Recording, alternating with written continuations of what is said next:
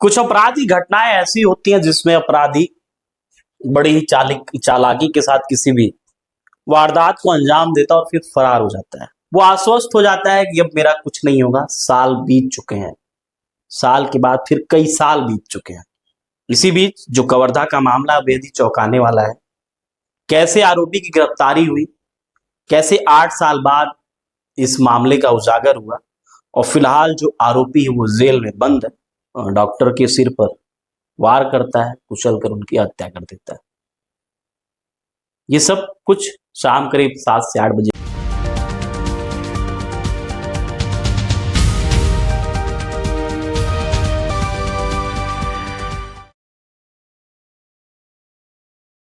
कुछ अपराधी घटनाएं ऐसी होती हैं जिसमें अपराधी बड़ी ही चालाकी के साथ किसी भी वारदात को अंजाम देता है और फिर फरार हो जाता है। सालों तक उस अपराधी के बारे में जानकारी नहीं मिलती, लेकिन जब वहां के पुलिस अधिकारी बदलते हैं, पुरानी फाइलों को जांच के दायरे में लेकर आते हैं, निर्देशित करते हैं कि अब जो ये पुराना केस है इसको सुलझाया जाए। तो बहुत से ऐसे केस होते हैं, बहुत से ऐसे मामले होते हैं जो सालों पहले हो चुके हैं अपराध, और फिर सालों बाद अपराधी की गिरफ्तारी होती है और फिर वो जेल जाता है। एक ऐसा ही मामला कवर्धा से सामने आया है। एक अपराधी जो कि 8 साल पहले एक हत्या के वारदात को अंजाम देता है और फिर वो फरार हो जाता है।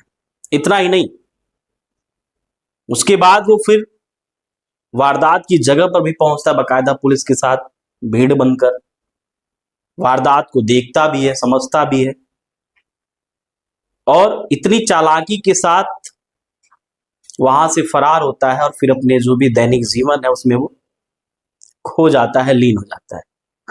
वो आश्वस्त हो जाता है कि अब मेरा कुछ नहीं होगा। साल बीत चुके हैं, साल के बाद फिर कई साल बीत चुके हैं।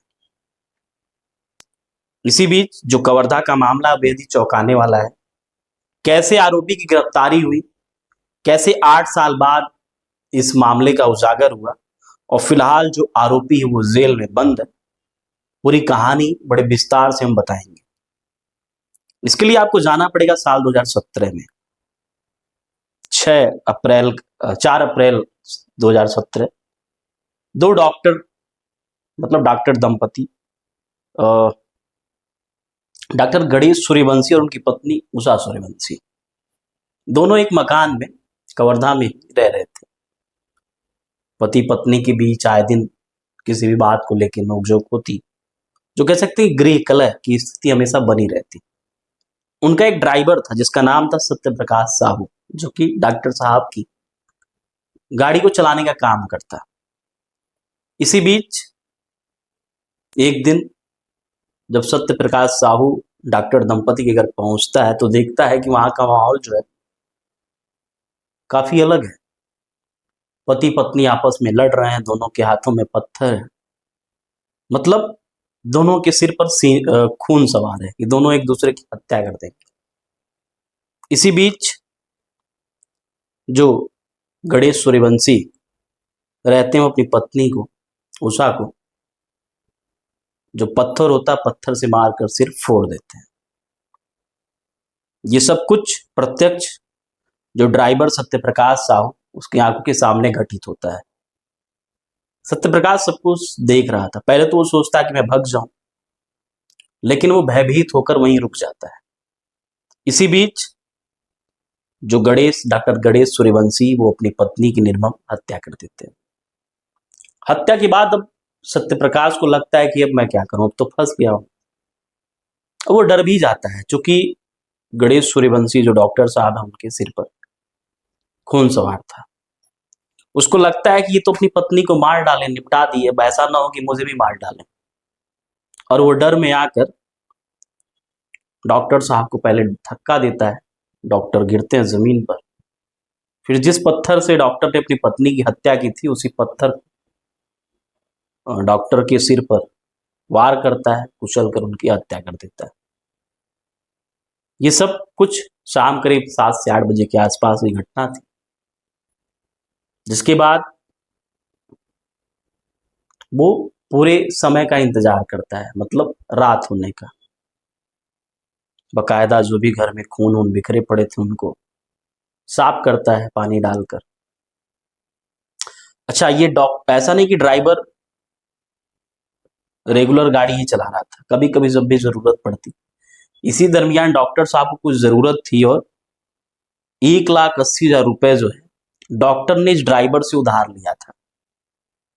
और इस ड्राइवर के खिलाफ जो है कवर्धा में थाने में ही ब्लैकमेलिंग की शिकायत भी दर्ज हुई थी। चूंकि ये पैसा ड्राइवर भी किसी से लेकर लिया था, जिससे वो लिया था वो उससे पैसा मांग रहा था। और उस दिन वो जब पहुंचा था डॉक्टर के घर, तो इसी पैसे को लेने पहुंचा था, लेकिन वहां की स्थिति तो कुछ और थी।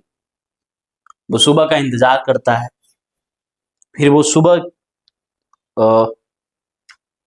घर से डॉक्टर के घर से निकलता और फिर दुर्ग चला जाता है। इसी दरमियान वो डॉक्टर का एक सेल फोन भी अपने साथ लेकर जाता है और उसको 1900 रुपए में 2017 में 1900 रुपए में डॉक्टर का एक फोन बेच देता है। जब सुबह गेट नहीं खुलता, अमूमन हर दिन की तरह डॉक्टर बाहर निकलते, उनकी पत्नी निकलती, तो पड़ोसियों को थोड़ा घबराहट होता है। दोपहर तक का लोग इंतजार करते हैं।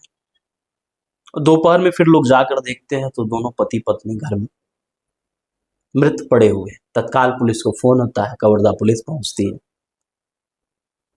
इसी बीच ये 5 तारीख को दुर्ग ही पहुंचा था और फिर उसी दिन वो शाम तक फिर क्राइम लोकेशन पर पहुंचता है, जहां पे ये सब कुछ वारदात जिस घर में हुई थी।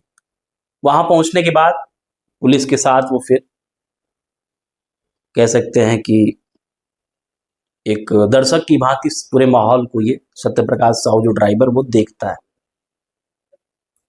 पुलिस को इस मामले को लेकर बहुत से लोगों पर शक होता है, लेकिन पुख्ता कोई रिपोर्ट नहीं थी कि किसी को तत्काल गिरफ्तार किया जाए। जिसके बाद ये जो केस है वो ऐसे ही फाइलों में बंद हो जाता है। ऐसे बहुत से ऐसे मामले होते हैं जिसमें पुलिस जांच पड़ताल करती है, लेकिन जब तक आरोपी नहीं मिलता, महीने 2 महीने तक पुलिस जो भी इन्वेस्टिगेशन होता है उसको करती है। जब आरोपी नहीं मिलता तो फाइलें बंद हो जाती हैं। इस मामले में भी ऐसा हुआ, फाइल बंद हो गई। और फिर इधर सत्यप्रकाश साहू अपने आम जीवन नाम दिनचर्या में लग जाता है। अभी कुछ दिन पहले ही पुलिस महानिरीक्षक अभिषेक सांडिल इस मामले को संज्ञान में लेते हैं। क्योंकि जब भी अधिकारियों का ट्रांसफर होता है एक जगह से दूसरे जगह पे, तो बहुत से ऐसे जो पेंडिंग मामले होते हैं जिनका अब तक कोई कह सकते हैं कि कंक्लूजन निकला, तो जो अधिकारी होते हैं उनके पास कई बार ऐसा होता है कि उन फाइलों को देखते हैं और बहुत से ऐसे मामले होते हैं जो निपट भी जाते हैं, मतलब जो भी उसमें अपराधी होता है उसकी गिरफ्तारी होती है। जो पुलिस महानिरीक्षक अभिषेक सांडिल ने वो बाकायदा इस मामले को अपने संज्ञान में लेते हैं और तत्काल जो पुलिस अधीक्षक धर्मेंद्र सिंह उनको निर्देशित करते हैं कि जो ये डॉक्टर दंपति साल 2017 का जो मामला जिसमें अब तक आरोपी की गिरफ्तारी नहीं हुई है, इसको अब वैज्ञानिक ढंग से साइंटिफिक तरीके से इसको अब जांच पड़ताल किया जाए। जिसके बाद पुलिस हर वो वैज्ञानिक साक्ष्य के आधार पर जो भी उनकी अपनी एक कह सकते कि जांच पड़ताल की प्रक्रिया होती है सब कुछ करती है। जिसके बाद इस आरोपी को भी 2 दिन पहले ही उठाया जाता है। शनिवार को इसकी कह सकते हैं कि शनिवार को इस मामले का खुलासा हुआ है। इस आरोपी को उठाया जाता है, पूछताछ होती है।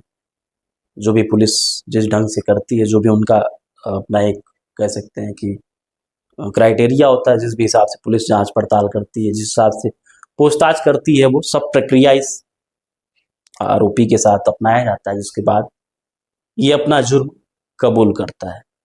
ऐसे बहुत से आपराधिक मामले हैं जिन मामलों में पुलिस को सालों बाद सफलता मिलती है। उसी तरह का ये मामला था। 8 साल पहले की वारदात होती है और फिर 8 साल बाद इस मामले में आरोपी की गिरफ्तारी हुई।